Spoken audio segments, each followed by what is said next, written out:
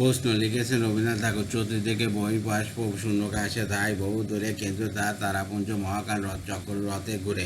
কত বেগ, কত তাপ, কত ভার, কত আয়তন, শুষ্ক অঙ্কে করিয়াছে গগন পণ্ডিতের লক্ষ্য ও কোটি ক্রোশ দূর হতে দুর্ভক্ষ আলোতে আপনার পানের চাই লেশমাত্র পরিচয় নাই।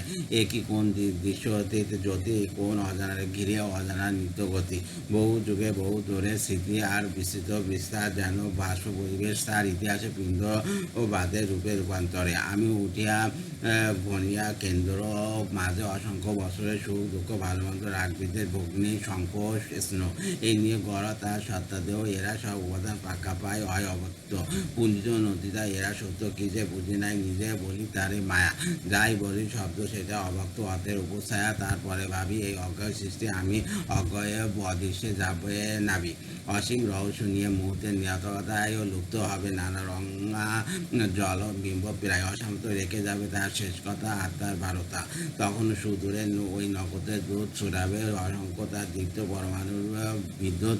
অপার আকাশ মাঝে কিছু জানি না কোন কাজে বাজিতে থাকিবে শূন্যের প্রশ্নের সুতীব্র আত্মস্বর, ধরিবে না কোনোই উত্তর।